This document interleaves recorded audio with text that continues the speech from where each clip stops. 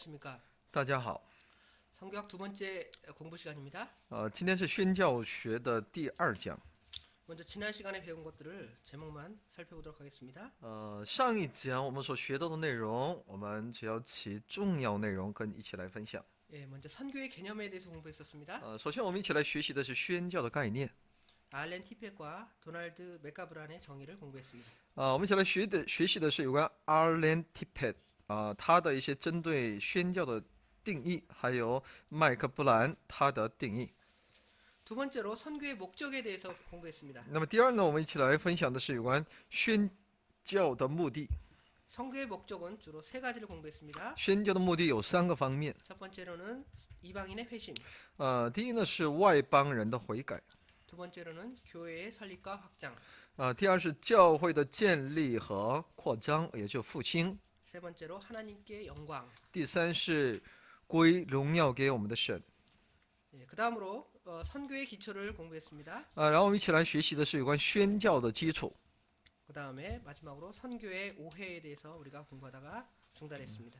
上一讲我们一直分享到有关对宣教的一些误会。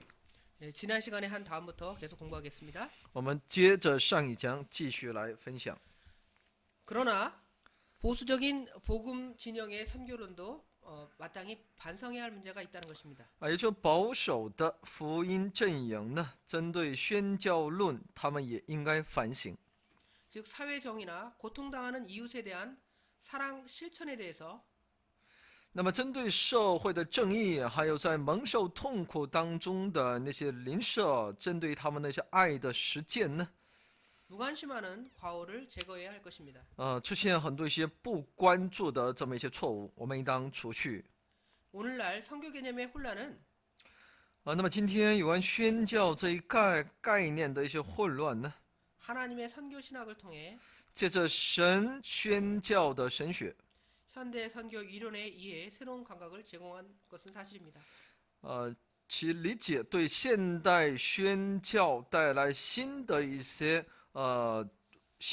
契机是一个事实。 또한 이 이론이 1960년대 민권 운동에 대한 이론적인 배경을 제시해줬고요. 这一理论呢，在1960年代的民权运动呢，提供了理论背景， 이 운동을 추진시키는 원동력이 되기도 했습니다. 也成为推进这一运动的原动力。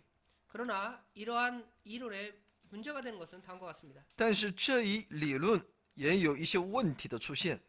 사회 참여가 선교의 전부고 유일한 목적이라고 강조를 합니다. 他们主张参与社会，对社会的参与就是宣教的全部，是唯一的目的。 그러함으로 전통적인 선교 개념을 붕괴시키고 선교의 개념을 혼란시키게 된 것입니다. 他们就除去那传统的，他们否认传统的宣教概念，使宣教概念面临混乱。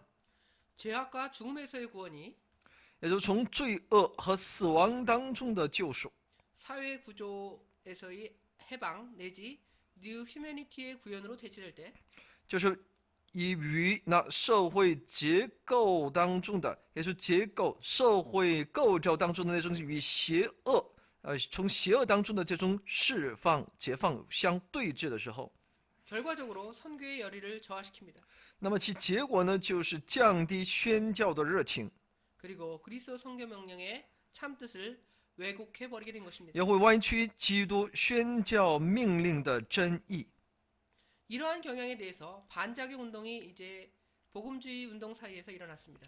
那么针对这样的一些倾向呢，那么相反的，在福音主义阵营当中也出现一些新的认识。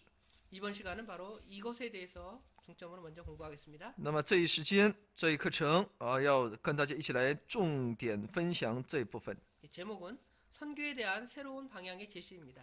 其标题呢是针对宣教的新的方向体示。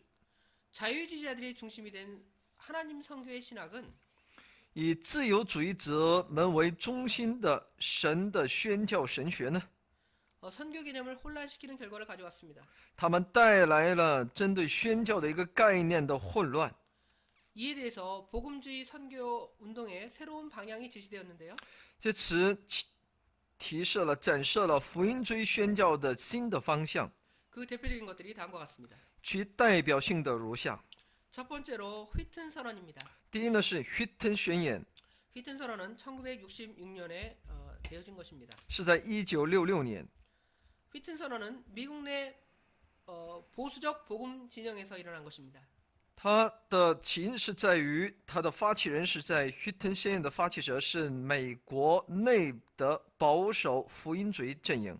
이들은 WCC 운동의 선교 이념에 대한 첫 번째 도전으로 되어진 것입니다. 他们向 WCC 他们的宣教理念提出第一个挑战。 WCC가 1948년 네덜란드의 암스테르담에서 조직되었습니다. 那么 WCC 呢是在1948年在荷兰的阿姆斯特丹被组织起来的。 1961년 뉴델리에서 국제 선교 협의회와 이 WCC가 합동을 하게 되었는데요. 在1961年的时候呢，在新德里，他们就与国际宣教协议会他们联合。 그러나 실제적으로는 이 국제 선교 협의회가 WCC 아래로 산하로 들어가게 된 것입니다. 他们在那里合并但其实呢是实际上是国际宣教协议会呢，它在1961年新德里会议上呢，他们归属到 WCC 旗下。 그 결과 선교의 적극적인 기능이 발휘되지 못하고 약화되었습니다. 其结果呢，宣教没能够发挥其积极的机能，反而被削弱了。 그러므로 인간화와 복음화라는 양극단의 상황이 발생하게 된 것입니다. 再来就出现两个极端，一个是以人为中心，再一个是一个福音为中心，福音化的两极分化。 이러한 상황 아래서 WCC의 선교 개념에 대한 복음주의 진영의 공개적인 도전이 일어나게 되었습니다. 在这种状况之下呢 ，WCC 的宣教概念呢，就对福音主义阵营提出了公开的挑战。 그래서 미국의 일리노이주의 휘튼 대학에서 이제 국제 그 모임을 열게 되었습니다. 那么就在美国的 휘튼 大学呢，就召开国际大会。 이 대회에서 900여 명의 구미 선교사들과 제3세계 지도자들이 모여서 那么在这次大会上呢，有900多人的欧美宣教士，还有第三世界教会的领袖们聚在一起。 선교에 대한 성경적인 명령을 모색했습니다. 他们开始探索针对宣教的符合圣经的命令。 그들은 WCC 운동에 대해서 맹목적인 비판이 아니라 그들의 잘못을 시정하는 요구와 비판을 하게 되었습니다. 针对 WCC， 他们不是盲目的批评他们，而是要求他们对某些他们的主张进行更改。 이 휘튼 선언은 독일의 바이엘하우스 교수와 미국의 맥가브론 교수에 의해서 되어졌는데요. 那么这一 휘튼宣言呢，是由其发起人是德国的白尔豪斯教授和美国的麦克布兰教授所兴起的。 여기에서 WCC 선교 이론에 대해서 진지한 토론이 이제 시도되었습니다. 他们在这次会议上呢，认真的来探讨有关 WCC 他们的宣教理论。 휘튼 선언은 복음주의자들에 의한 첫 번째 비판이라는 점에서 더욱 의의가 깊습니다. 那么 휘튼宣言呢，是作为福音主义派这一派别的第一次的一个公开的针对一些自由主义的一些批判，所以呢，它是有很深的意义的。 이로 말미암아서 새로운 선교에 대한 열의가 일어나게 되는 계기가 되었습니다. 借此呢，就成为了针对新的一个宣教的一个热情。 다음으로 공부할 것은 프랑크푸르트 선언입니다. 那么下面我们一起来学习的是法兰克福宣言。 프랑크푸르트 선언은 1969년에 되어졌습니다. 其宣言是在1969年立定的。 휘튼 선언 이후에 WCC가 웁살라 대회를 열었고요. 그 전후에 맥가브론 교수는 그들과 계속 논쟁을 하였습니다. 在 휘튼宣言之后呢 ，WCC 呢，他们也进行各样的大会，与麦克布兰教授呢进行持续的争论。 독일에서는 바이엘하우스 교수가 복음주의 진영을 지도했습니다. 那么在德国呢，是白尔豪斯教授呢，他带领着福音主义阵营。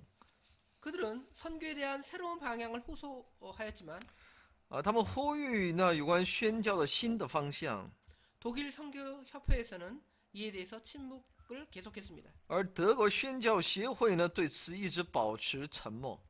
이에 대해서 바이엘 하우스를 중심으로 한 신학자들이 모여서 선언문을 발표하기에 이르게 된 것입니다.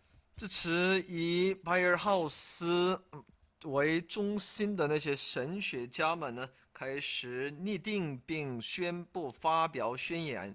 이 선언문은 휘튼 선언보다 훨씬 더 신학적이었고 성교학적인 선언문이었습니다. 这一宣言呢，比 Witten 宣言呢更为符合神学和宣教学的这种宣言。 휘튼 선언이 그리스도인의 수평적 의무, 사회적 의무를 인정하면서 那么 Witten 宣言呢，它承认基督徒的水平的义务，也就是社会义务。 수직적 의무인 선교의 의무의 중요성을 강조한 것이라면 并也要同时强调垂直义务，也就是宣教的义务。他们认为这是最重要的。 프랑크푸르트 선언은 선교의 의미의 우위성을 신학적으로 강조했습니다. 但法兰克福宣言呢，却把宣教意义呢放在其最重要的前提。 그러면서 선교의 본질이 사회적 또는 정치적인 요인에 따라 결정될 수 없으며 所以他们认为呢，宣教的本质呢，不能以社会或政治的因素而被决定。 인간화가 선교의 목적이 아니라 복음화의 결과라는 점을 강조하고 있습니다. 那么呢，宣教的目的不在于人性化，而是在于以人为中心。宣教的目的是人，而是要让他们成为福音的这么一个团契。这就是基督所强调的。 그러면서 그리스도의 근국성을 강조했습니다. 最终是为了见证这位耶稣基督。 세 번째로는 1974년에 있었던 로잔 서약입니다. 那么第三呢，是在1974年所拥有的罗詹这种契约。 1974년 7월 16일부터 10일간 스위스 로잔에서 세계 복음화 국제대회가 열렸습니다. 在1974年7月16日开始，为期10天，在瑞士的罗赞，在那里举行了世界福音化国际大会。 150여 개 국가에서 3,700명의 대표들이 참석을 했습니다. 在150多个国家，有3700多位代表参与。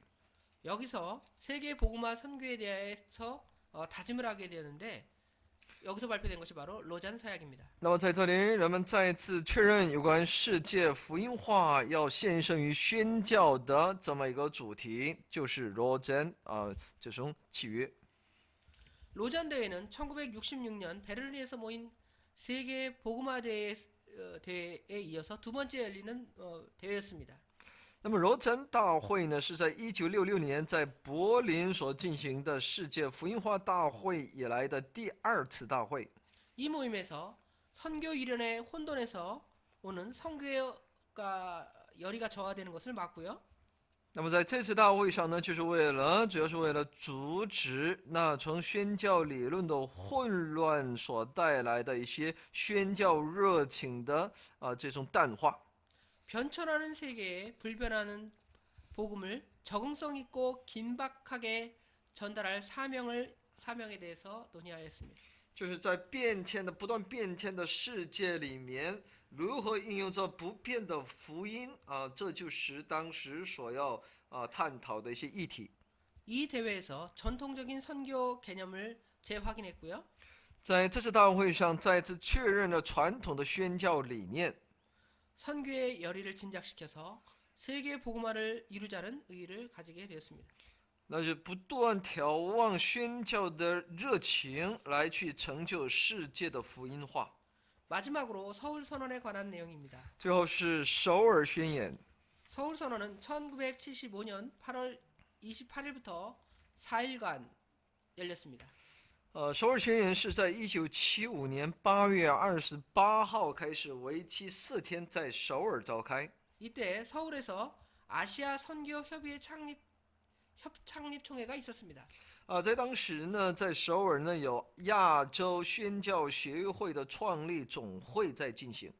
아시아의 14개국 대표와 구미 업저버들이 참석한 가운데 在由亚洲14个国家的代表，还有归为在欧美的一些领袖们的参与过程当中， 1975년 8월 31일 在1975年8月31日， 서울 순복음중앙교회에서 在首尔纯福音中央教会 서울선언이 발표되었습니다. 发表了首尔宣言。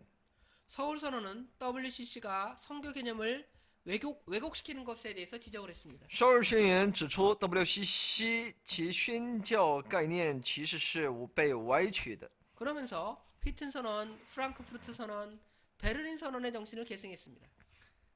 主张要继承胡腾宣言、法兰克福宣言、柏林宣言的精神， 특별히 아시아 교회의 선교적인 사명을 이렇게 강조하게 되었습니다. 特别是强调了亚洲教会的宣教使命。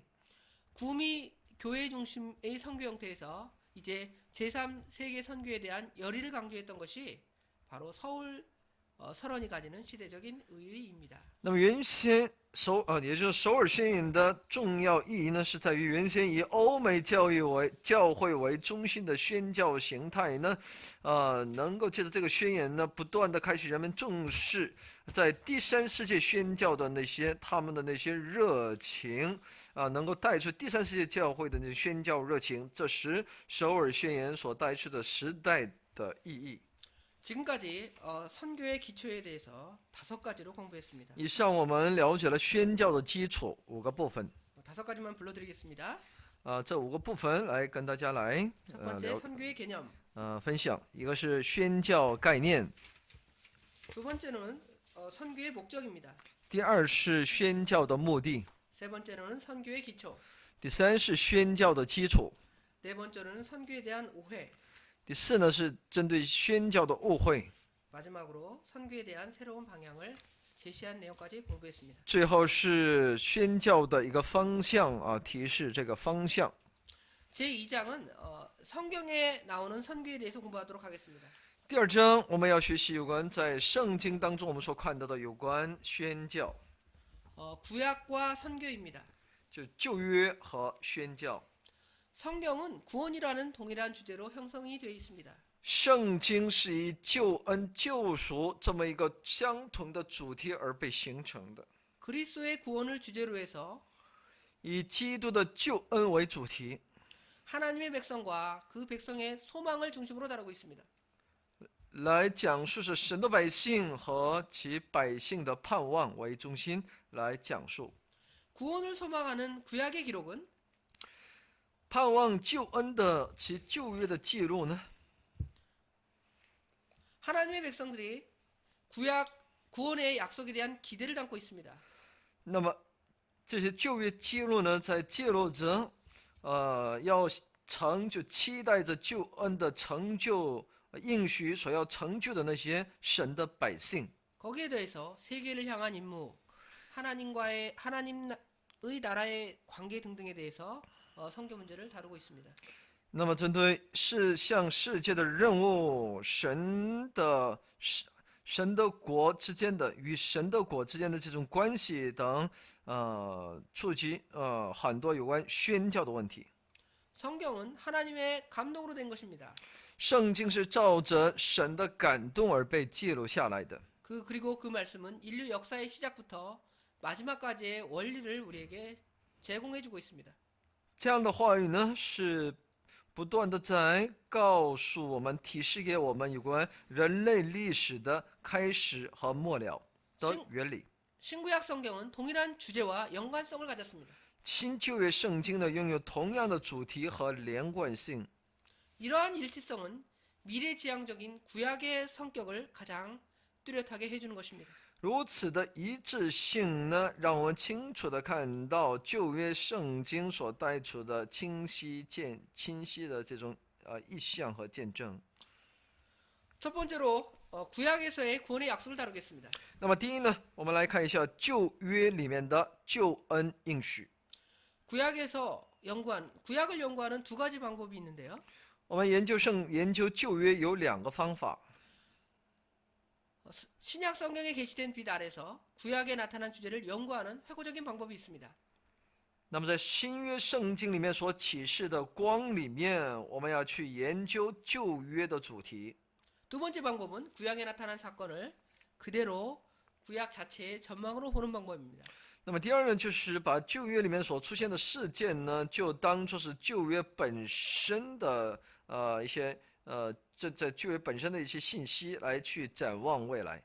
구약에 나타난 구원의 약속은 성교 문제를 연구하는 데 있어서 아주 중요한 자료가 됩니다. 那么旧约里面所出现的有关救恩的应许呢，是我们在解决宣教问题的时候，并研究这些宣教问题的时候呢，提供非常好的资料。 이를 통해서 구원이 어떻게 적용되는지를 알 수 있습니다. 举例来说呢，就是让我们能够去明白救恩是如何在我们的生命当中做工的。 첫 번째로는 아담에게서의 약속입니다. 其中第一呢，是从亚当来的这个约定。 창세기 1장에서 12장은 하나의 신화가 아닙니다. 创世第1章到12章的内容，这不是一段神话， 도리어 구약 전체를 이해하는 열쇠 구실을 합니다. 反而它成为开启整个旧约的一把钥匙。 왜냐하면 여기 본문에는 인간의 창조, 타락, 인간의 구속에 대한 핵심적인 약속이 담겨져 있기 때문입니다. 因为在这段内容当中，已经包括了人类的创造与堕落，还有人的救赎这一非常核心的应许。 여기서는 죄에 대해서 말하고 있는데요. 在这里提到有关罪的问题， 죄라는 것은 책임성을 이해하지 못한 것이거나 就是没有理解好自己的责任。 하비 칵스가 말한 것처럼 책임성의 포기 이런 문제가 아닙니다. 就不像呢哈比考斯所讲的责任性的问题，把自己的责任性给抛弃。 이것은 창조 뜻에 대한 배반이고요. 의존성에 대한 거부였습니다. 这是针对创造主，针对神创造人与的一个对神的一种抵挡。 창세기 3장 15절에서는 在创世纪3章15节里面呢， 인간에 대한 구원의 약속, 那么有针对人救赎的计划， 메시아에 대한 약속, 有弥赛亚的应许 하나님의 통치 회복의 약속을 보여주고 있습니다. 和神的统管，还有他的恢复的应许。 이것은 복음의 원형입니다. 这是福音的原型， 구원을 약속했고요. 他救赎。 메시아인 그리스도 안에서 하나님의 통치 회복을 우리에게 말해주고 있습니다. 他有应许要救赎我们，并要在弥赛亚耶稣基督里面，神要恢复自己的统治。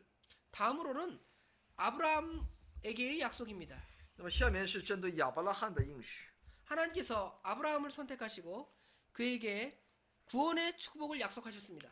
神拣选亚伯拉罕，并给了他得救蒙福的应许。 이는 창세기 3장에서 제시된 아담에게 주신 약속과 같은 목적에 근거하고 있습니다. 那么这与得救的应许，是在创世3章15节里面所看到的相同的一个他的应许就在我们当中。 아브라함에게 주어진 하나님의 약속은 두 부분으로 되어 있습니다. 神赐给亚伯拉罕的应许呢有两个方面， 하나는 아브라함이 큰 민족의 조상이 될 것이라는 것입니다. 那么第一呢是亚伯拉罕要成为万国的这是蒙福的根源 또한 그가 복의 근원이 된다는 것입니다. 也就是他要成为蒙福的根源。 두 번째는 那么第二呢， 지상 모든 백성에게 아브라함을 인하여 축복을 받게 된다는 것입니다. 那么这地上的所有的万族呢都要因亚伯拉罕而蒙福。 아브라함에게 주어진 이 약속은 이삭과 야곱에게도 반복되어 주어졌습니다. 那么神赐给亚伯拉罕的这样的一个蒙福的应许呢，也赐给了他的儿子。 하나님께서는 당신이 약속하신 것은 신실하게 지키신다는 것을 확실하게 우리에게 말해주고 있는 것입니다. 也确实的告诉我们，神会持守自己对我们的应许。 세 번째로는 모세에게의 약속입니다. 那么第三呢，是针对摩西的应许。 애굽으로 이주하게 된 이스라엘 백성들은 移居到埃及的以色列百姓， 애굽 왕조가 바뀜에 따라 정치적인 압제를 받게 되었습니다. 那么因着埃及的王朝的更替呢，他们就开始受到政治上的逼迫。 애굽의 이스라엘 민족 말살 정책이 더 구체화되기 시작합니다. 那么在埃及呢，开始有了具体的逼迫以色列民主的政策。 이러한 상황이 일어나자 이들은 이스라엘 민족에 대한 구원을 하나님께 소원하게 되었습니다. 这样一来呢，这些百姓呢，不再把神那么来去敬畏，并在那里想要从他那里得到满足。 이러한 상황 속에서 하나님께서는 모세를 보내셨습니다. 在这样的一个状况之下呢，神就差派摩西， 그리고 그를 이스라엘 민족의 해방자로 선택하시고 부르신 것입니다. 神就拣选他成为这一以色列民族的解放者。 모세는 아브라함과 이삭과 야곱의 하나님이심을 계시하셨습니다. 摩西呢，不断的告诉他的子女们，我们所信的神是亚伯拉罕、以撒、雅各的神。 그리고 이스라엘은 내 장자라고 약속하셨습니다. 而且说呢，以色列就是那你的长者。 하나님께서는 이스라엘 백성들을 하나님의 제사장의 거룩한 백성들이라고 칭하셨습니다. 神称以色列百姓为神那圣洁的祭司，是神的百姓。 이 말씀들은 분명히 아브라함에게 주신 약속 중에 있는 것입니다. 这些应许呢，清楚的是在他的应许当中，神已经所给予的， 그리고 이스라엘 민족의 미래에 대한 예언의 말씀을 담고 있습니다. 也同样是针对以色列的未来的神的预言。 이스라엘 민족의 축복은 전 세계 구원의 축복의 수단으로 그 의의가 있습니다. 以色列民族的祝福呢，是针对全世界的得救的祝福，作为这么一个手段是有意义的。 이스라엘 민족은 제사장의 나라로서 那么以色列民族作为一个祭祀的国度， 하나님과 온 인류를 섬기는 책임을 지고 있는 것입니다. 他拥有一种责任，就是要服侍神和整个人类。 이스라엘이 선택을 받은 것은 以色列被拣选， 선택과 특권을 누리게 하는 것보다 是比起他们被选择或者享受特权， 하나님과 인류를 위하여 섬기는 책임과 임무를 감당하는 데 있습니다. 他要与神和人类为神和为人类，不仅要服侍他们，也有责任和义务来担当。 네 번째로는 다윗에게의 약속입니다. 那么第四呢，是针对大卫的应许。 하나님께서는 다윗을 선택하시고 다음과 같이 말씀하셨습니다. 神拣选大卫之后呢， 내 마음에 합한 자이며 내 뜻을 다 이루리라고 말씀하신 것입니다. 对他说呢，你是合我心意的，而且你要成就我的旨意。 바울 사도는 이 말씀을 인용했습니다. 所以呢，使徒保罗呢也引用了这句话， 사무엘하 7장에 보면 在撒母耳记下7章当中。 하나님께서는 선지자 나단을 통하여서 那么神呢是借着先知拿单， 다윗의 성전 건축의 소원을 거부했습니다. 他拒绝了大卫建造圣殿的请求， 그리고 다윗의 집을 세우시겠다고 거듭 말씀하셨습니다. 他不断的强调他要建立大卫的家。 이것은 하나님께서 다윗에게 주실 자신의 혈통을 말하는 것입니다. 这是神要赐给大卫的，他的血统。 그리고 이스라엘 조상들에게 약속하신 영원히 계속될 집과 왕권을 의미하는 것입니다. 同样也是在告诉我们，以色列祖先们，向以色列祖先们所应许的，就是那永远要拥有其王权。 다윗에게 주신 약속은 창세기 3장 15절에 약속하신 구원의 약속의 확장입니다. 那么赐给大卫的应许呢，就是创世纪3章15节里所应许的，就是救恩的应许的延续。 이스라엘 역사를 구체적으로 더 의미 있게 보여주고 있고요. 那么更加有意义的，让我们看到以色列的历史， 메시아 대망의 사상을 우리에게 보여주고 있습니다. 也在让我们看到仰望那弥赛亚的这么一个思想。 이 약속에 대한 이스라엘의 자세입니다. 那么针对这一应许的以色列的，他们的心态是如何呢？ 하나님께서 아브라함을 선택하여 那么神拣选亚伯拉罕， 구원의 축복의 약속을 주신 것은 让他们拥有得救的祝福和应许。 이스라엘 백성만을 위한 것이라기보다는 这不仅仅是为了以色列百姓， 온 인류를 위한 구원의 수단으로 나타내신 것입니다. 而是为那整个人类所发出的救恩的手段。 이스라엘의 선택은 以色列的选择， 특권이라기보다는 섬기는 의무였습니다. 比起是特权，我们更应当说是一种服侍的义务。 즉 구속사의 입장에서 从救赎史的立场当中， 하나님을 섬기는 존재로 선택되게 된 것입니다. 他被拣选成为服侍神的存在。 그러나 이스라엘 백성들은 但以色列百姓呢， 이것을 깨닫지 못하고 他们没能够明白这一点， 선민으로서 지나치는 월감을 가졌습니다. 他们作为选民有过多的这种优越感， 그리고 자기 책임감을 저버렸습니다. 他们去掉了自己的责任， 그리고 하나님의 버림을 받게 되었습니다. 他们被神所丢弃。 이스라엘 민족은 那么以色列民族呢， 그 초기부터 세계를 향한 책임 있는 민족이었는데 从起初开始，他就是走向世界的蛮有责任的民主的， 그 의의를 깨닫지 못한 거로 但他们却没能够认识到其意义， 고난의 역정을 걸어야 했습니다. 他们就必须要走这个苦难的道路。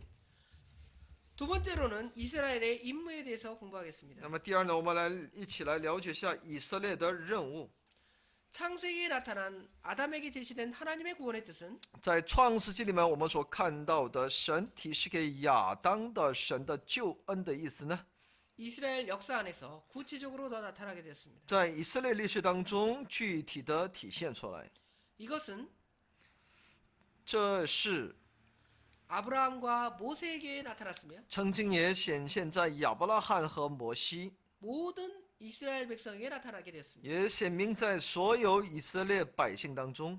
이스라엘의 역사를 통해서 借着以色列的历史， 하나님의 백성인 이스라엘이 那么使那神的百姓以色列， 만민을 구원하기 위해서 为了拯救万民， 부름받은 사명을 어떻게 감당했는지를 살펴보겠습니다. 我们来去了解一下他们为了拯救万民被呼召的这群人是如何担当了他们的事工。 먼저 아브라함의 선택입니다. 首先是亚伯拉罕的选择， 하나님께서는 아브라함을 선택하시고 다음과 같이 말씀하셨습니다. 那么神拣选了亚伯拉罕， 땅의 모든 족속이 那么地上的万族呢， 너를 인하여 복을 받을 것이라는 것입니다. 说呢都要因你而蒙福。 이렇게 말씀하심으로써 이스라엘의 장래가 결정되었습니다. 那么借这样的应许呢，我们可以知道以色列的将来已经被决定了下来。 이스라엘은 那么以色列呢， 인류를 향한 하나님의 구원의 수단으로서 是真向人类的面对人类的神救恩的手段， 선택되었다는 사실을 作为一个这样的手段被拣选的， 집중되어 있습니다. 这是一个事实。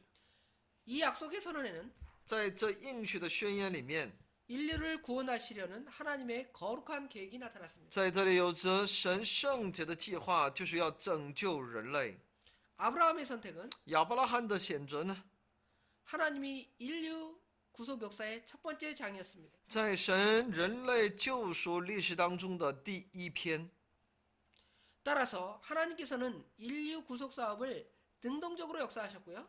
进而神呢，针对人类救赎的事工呢，他非常活跃的，并在从这历史的每一个阶段在做工。 아브라함은 수동적으로 이에 대해 응답한 것입니다. 那么是亚伯拉罕，神是积极的展开，亚伯拉罕是被动的来回应。 두 번째로는 이스라엘의 선택입니다. 那么第二是以色列的选择。 이스라엘 민족의 역사 의식은 那么以色列民族的历史意识呢， 출애굽 사건으로 회고하는데 근거를 두고 있습니다. 他们是借着出埃及事件不断的回顾， 즉 출애굽이라는 놀라운 역사적인 사건을 통해서 也就借着出埃及这一历史事件， 하나님의 인도하심을 체험하게 되었습니다. 他们就经历了神的带领。 이 체험은 这一体验呢， 이스라엘 민족사 속에 在以色列民族史当中呢， 강한 역사 의식을 조성해주고 있습니다. 建立了很强的历史意识。 이스라엘 백성들은 以色列百姓们呢， 출애굽 사건을 통해서 借着出埃及事件， 하나님으로부터 율법을 받았습니다. 他们从神那里领受了律法， 제사장 나라의 임무와 成为祭司国度的任务， 하나님의 백성으로서의 사명을 깨닫게 되었습니다. 他们获得这样的一个使命，就是要成为祭司的国度，神的百姓。 제사장 나라 또는 거룩한 백성이라는 말은 那么祭司的国度，圣洁的百姓， 만인 제사장론의 입장이나 其里面包括万人节祭祀的这么一个主张， 제사장이 지배하는 종교 국가를 의미하는 것이 아닙니다. 或者是以祭司为祭司来统治这个国家的这样祭司来支配这个宗教这个国家的意思，不是这样的意思。 도리어 만 백성 가운데 수행해야 될 이스라엘의 의무를 담고 말해주고 있는 것입니다. 其实呢，它包含的是，他要实行在全百姓当中实行以色列的使命，就是神所赋予的。 이스라엘 백성은 那么以色列百姓呢？ 만 백성이 주식 가운데서 那么在百姓当中 여호와를 섬기고 예배하는 민족적인 의무를 나타내고 있습니다. 要去服侍耶和华并敬拜这位神的这个民族呢，就是为此任务而被神所拣选的。 이스라엘 백성의 기본 임무는 那么以色列百姓的最基本的任务呢， 모든 백성으로 하여금 要使所有的百姓 이스라엘 백성을 보고 하나님을 알게 하는 데 있는 것입니다. 使众多的百姓因为看到了以色列百姓，就能够借此认识我们的神。 즉 만 백성에 대해서 也就是说，针对那一切的万民， 선교적 사명을 먼저 하는 것이 아니라 就不要有一个宣教的使命。 이스라엘 민족이 먼저 那么这就需要以色列民族首先呢， 하나님의 충실한 제사장이 되어야 한다는 것을 의미하는 것입니다. 他必须先要在神面前成为一个忠心的祭司。 다음으로는 흩어진 이스라엘의 선택입니다. 那么再一个呢，就是被四散的以色列的选择。 이스라엘 백성은 那么以色列百姓呢， 선교적인 사명보다 比起那宣教使命， 하나님의 제사장의 국가로서 他更作为神祭祀的国度呢， 하나님께 바른 예배를 드리는 것이 무엇보다 선행되어야 했습니다. 那么他更应当首先看重向这位神献上合乎神心意的敬拜。 하나님의 백성으로 那么作为一个神的百姓， 하나님께 바른 경배를 드림으로 要向神献上正确的敬拜。 하나님의 영광을 나타내는 것이 필요했습니다. 我们需要向我们的神彰显荣光， 이것이 아브라함과 모세에게 주었던 하나님의 언약입니다. 这就是神赐给亚伯拉罕、摩西的应许。 이스라엘 백성이 가나안 7족속을 정복하고 那么以色列百姓征服迦南七族， 정착한 후에는 征服并他们定居在那里之后呢， 세계 역사 속에서 在世界历史当中， 그들의 임무를 감당해야만 했습니다. 他们必须担当他们的任务。 이스라엘 백성들이 那么以色列百姓呢， 가나안 땅에 정착한 후에도 他们定居迦南地之后， 그들은 종교적인 공동체를 결속했고요. 他们建立了宗教团体， 그들은 선민 의식을 소유하면서 他们拥有那选民意识， 외부의 침략을 이기고 他们胜过那外部的侵略， 이를 적극적으로 극복하려고 노력했습니다. 他们要积极的去克服并努力。 이스라엘 백성들은 以色列百姓呢， 외부의 압력 속에서도 在外部的压力之下呢， 여호와의 신앙을 지키며 유지하는 데 최선을 다했습니다. 他们也竭力的来去保持耶和华的信仰。 그러므로 因此， 이들이 주변 국가에 선교한다는 것은 他们要向周边的国家宣教， 도저히 실시하기 어려웠던 일들 가운데 하나였습니다. 是那么的难以付诸于实施的一个问题。 이스라엘 백성들은 以色列百姓呢， 자기 구역 안에서 就在自己的区域之内， 사는 이방 사람들에 대해서 건전한 태도를 가졌습니다. 对所生活的那些外邦人却有健全的态度， 너희 속에 머무는 也是在你们当中所居住的， 외국 사람들을 针对那些外国人， 네 자신과 같이 사랑하라고 你们要 명령하고 就 있습니다. 像爱你自己一样去爱他们。 이것이 바벨론 포로 말기에도 계속되었습니다. 这在巴比伦被掳时期的末期也是同样的。 그래서 에스겔 선지자의 명령을 통해서 所以呢，借着先知以西结的命令呢， 외국인 거주자의 생활을 돌보라는 명령이 내려진 것입니다. 也就命令他们去帮助那些外国人，在你们当中的那一群外国人。 이와 같은 이스라엘의 정책은 这样的一些以色列的政策呢， 바벨론 포로 이후에 나타난 이스라엘 선교 활동의 근원이 되었습니다. 成为了被掳到巴比伦之后在以色列所出现的宣教活动的根源。 즉 이스라엘인은 也就是说，以色列呢， 외국 사람들을 내국인화시키는 那么那以色列呢，就要使外国人成为内国化，也就是他们被同化的这么一个过程。 일종의 문화적 성격을 띤 개종 운동의 기초가 되었습니다. 也就是借着一种文化的形式，让对方融入到这个文化当中。 이스라엘 백성들은 那么以色列百姓呢， 바벨론 포로 생활 이후에도 在巴比伦被掳生活之后， 유일한 여호와를 섬기는 데 최선을 다했습니다. 他们也竭力的去服侍独一的耶和华神。 이사야 선지자가 강조한 것 같이 就像先知以赛亚所强调的， 이스라엘 백성은 하나님을 섬겼고 以色列百姓服侍这位神， 빛을 이웃에게 발해할 선교적 사명이 그들에게 분명히 있었습니다. 他们明明有要把自己的光能够带给散发到周围邻舍的宣教使命。 이스라엘 민족은 那么以色列民族呢？ 초기 만방에 대해서 那么从一开始针对万邦， 여호와 하나님의 증인으로서 做一个耶和华神的证人， 만방의 빛이 되어야 할 큰 사명을 가지고 있었습니다. 他们就拥有成为万邦中的光的这么一个使命。 또한 이것이 바벨론 포로 이후에도 더욱 구체화되기 시작했습니다. 这在巴比伦被掳之后呢，就变得更为具体化。 그러나 신약에서 의미하는 선교 운동이 아니라 개종 운동이라고 정의할 수 있겠습니다. 但这不是新约里面所告诉我们的宣教运动，而是一个并影响并让他们一个文化同化的这么一个运动。 세 번째로 하나님 나라에 대한 소망입니다. 第三是针对神国的盼望。 하나님 나라는 예수님께서 전도한 첫 메시지입니다. 神国呢是耶稣传道活动的第一个信息。 그러나 이 예수님의 메시지를 대하면서 아무런 질문이 없었던 것을 보면 但我们了解到，针对耶稣的信息，没有人有一个对他的一些质疑。 당시에 하나님 나라의 개념이 매우 보편화되었던 것을 알 수 있습니다. 那我们就可以知道，在当时呢，有关神的国这一概念呢，很普遍了的。 구약에서 在旧约， 하나님 나라의 개념을 명확히 유출하기는 어렵습니다. 能够正确的来表明神的国这一概念是不容易的， 그러나 그 사상이 뚜렷하게 나타나 있습니다. 但其思想呢却清晰的表明了出来。 구약에 나타난 약속에서 那么在旧约里面所显明的应许， 하나님의 나라의 개념을 찾아보는 것이 아주 중요하겠습니다. 来寻找神国的概念是很重要的。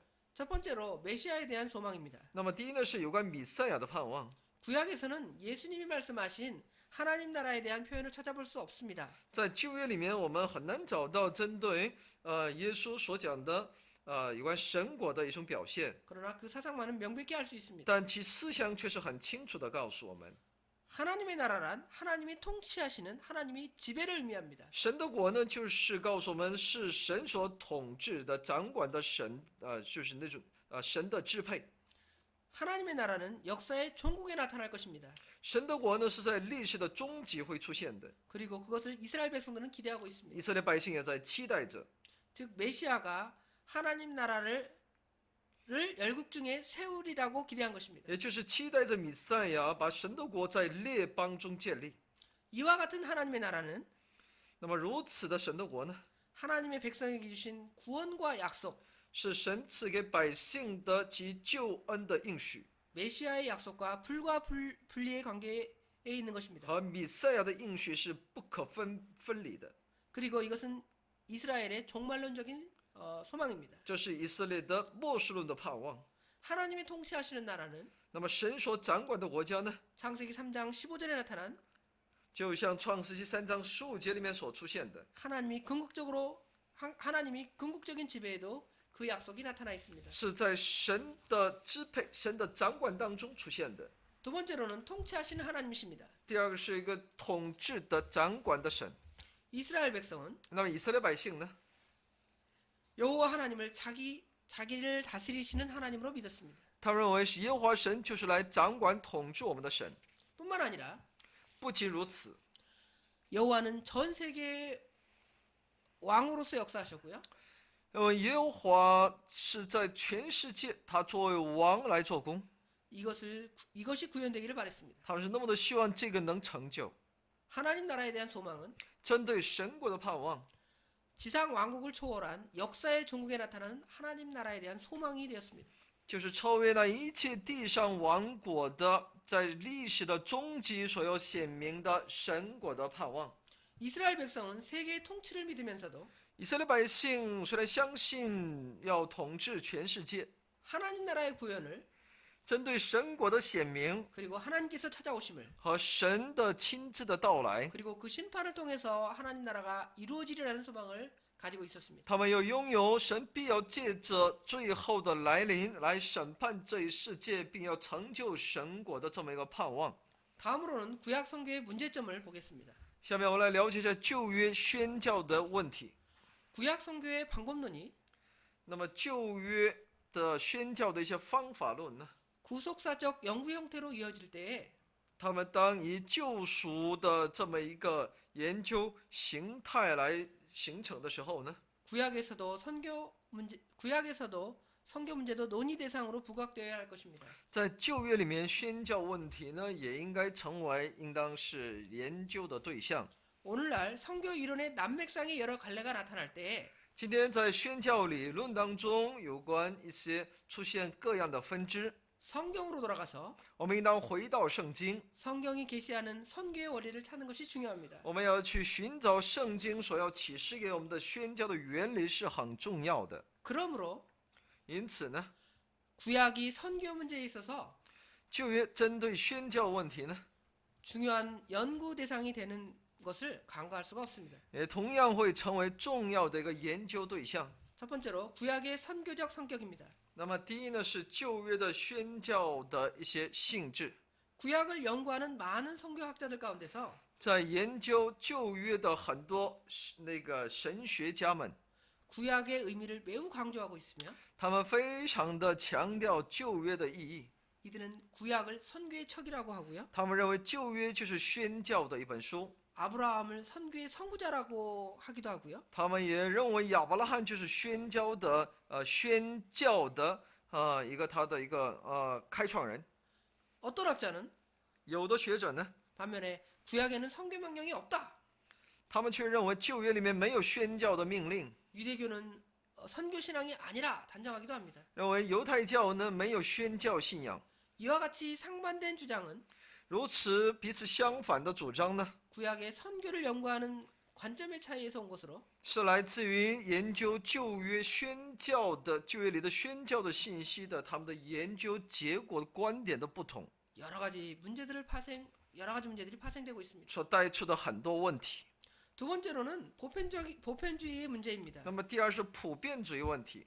구약의 메시지의 성격을 선교로 볼 것인가? 那么旧约的那些信息，我们是否把它当做一个宣教来去理解， 아니면 보편주의로 볼 것인가 하는 것이 문제로 或者是 제기됩니다. 把它看作一个普遍主义、普遍性的问题？ 이와 같은 논의는 신약에 나타난 선교의 개념, 这样的一些议论呢，是我们在新约里面所看到的出现的宣教的概念， 즉 보내심을 받아서 也就是说被差遣， 회개와 구원의 메시지를 가지고 带着悔改和得救的信息， 땅끝까지 간다는 사상을 찾아보기 어렵기 때문입니다. 要到地极这样的思想，我们很难找到。 구약에서 那么在旧约呢？ 이방 민족에 대한 이스라엘 백성의 태도를 那么针对外邦民族的以色列百姓的态度， 선교로 보느냐 아니면 개종으로 보느냐 하는 문제들이 제기되고 我 있습니다. 们能不能把它看作是一种是宣教呢，还是一种只是同化呢？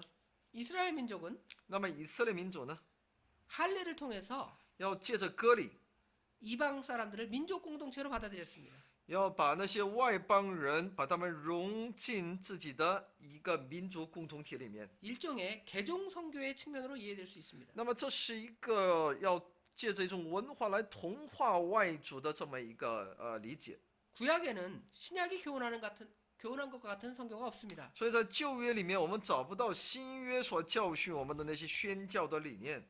그러나 인류를 구원하시려는 하나님의 계획이 구약 전체에 나타나 있으며 但拯救整个人类的神的计划呢，其实普遍的已经在旧约里面所显明， 구약에 계시된 구속은 在旧约里面所启示出来的救赎， 그리스도의 순환을 통해 성취되었습니다. 是借着基督的受难而成就的。 그러므로 因此， 구약은 旧约呢， 메시아 대망의 책으로서 就是期待弥赛亚的一本书， 오실 메시아에 대한 就是要为将要来的弥赛亚 미래지향적인 기대로 가득 차 있습니다. 等候那未来将要来的那位弥赛亚。